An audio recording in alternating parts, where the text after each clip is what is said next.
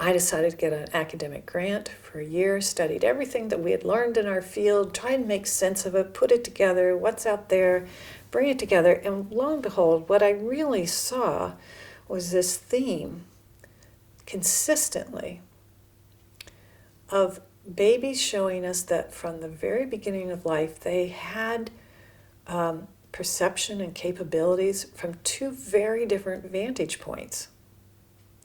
One that started before we were conceived, and it was what we call the transcendent perspective, or some people transcendental or transpersonal perspective.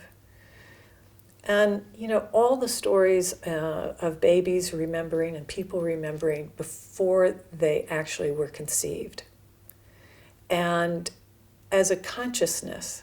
And what we see in the literature, and I ended up writing this up and developing this in my book, Welcoming Consciousness, and much more than what we'll mention today. But from that transcendent viewpoint, babies, we realize, are very capable in, it's similar to near-death experience. Many people now know that near-death experience where they're beyond the body might not even be functioning, and they have that vantage point from outside the body, and they have a vantage point that they're tapping into everything in this very omniperceptive way. Everything in the room, people's thoughts, their feelings, their intentions, the energy, very specifically.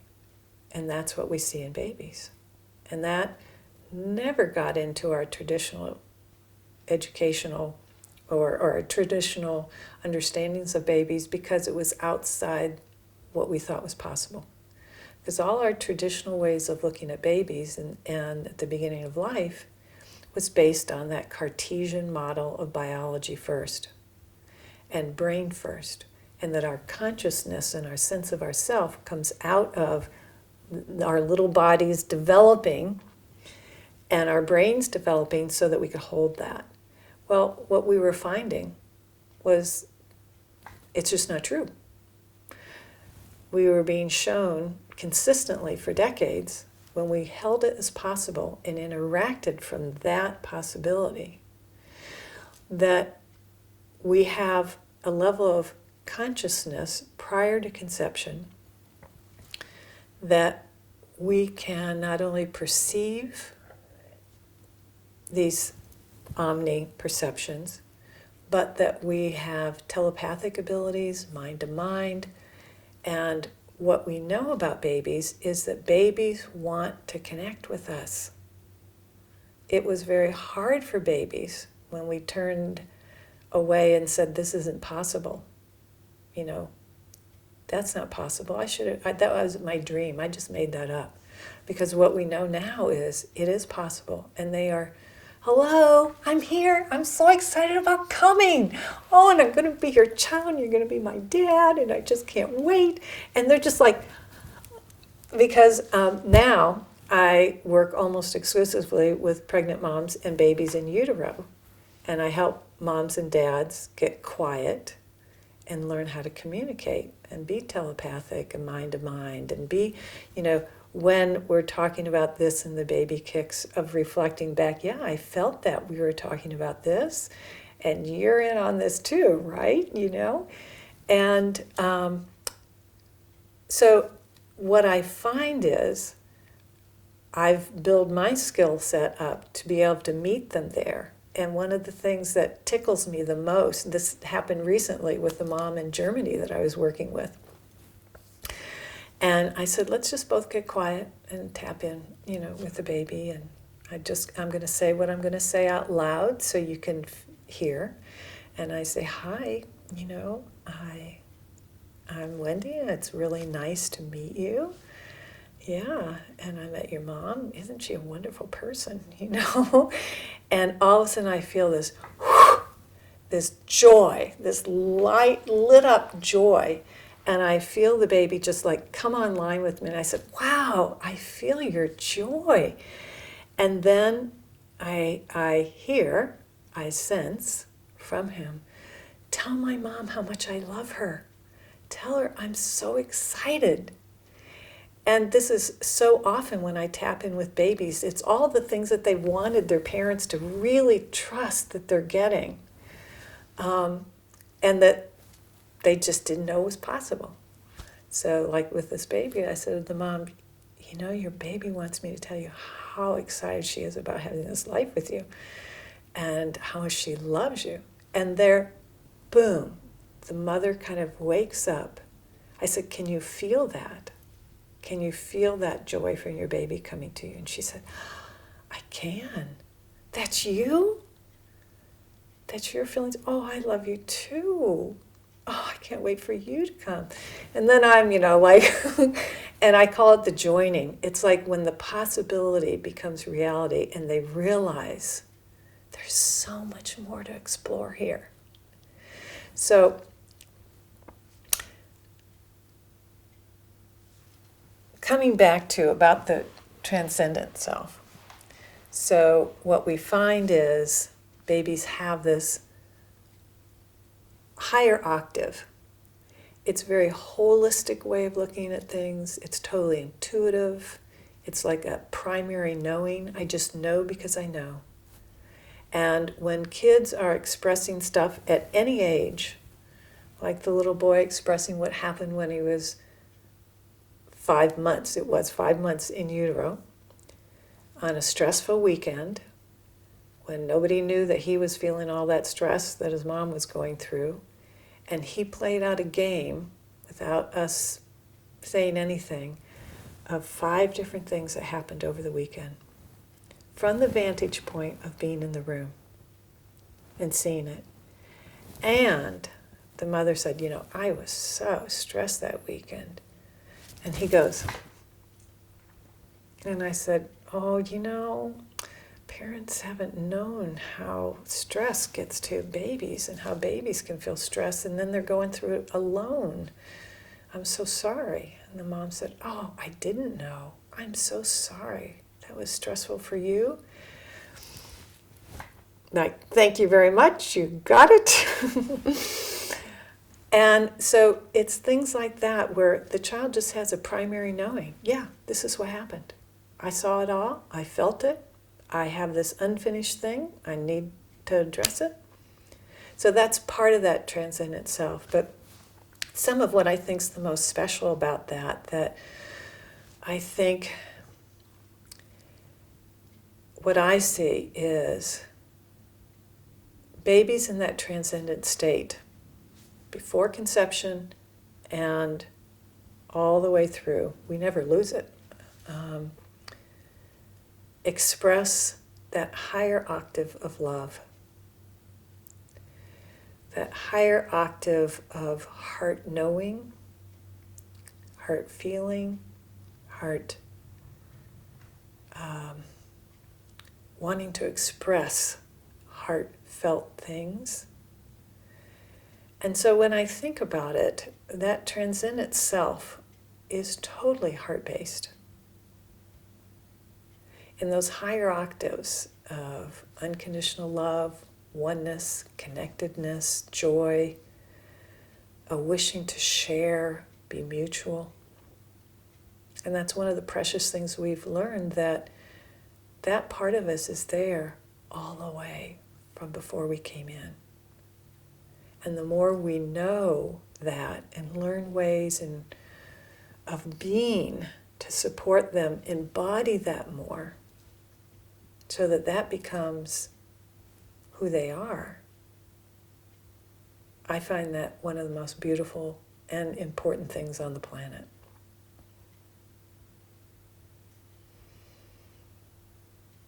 So all of early development, all of our early beginnings are all about relationship.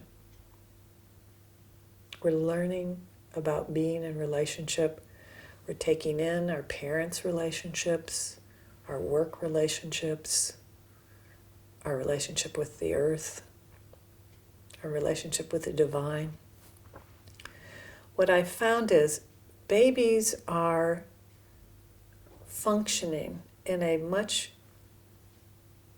they're more conscious in some ways than we are, because they're functioning in two worlds very consciously, flipping back and forth.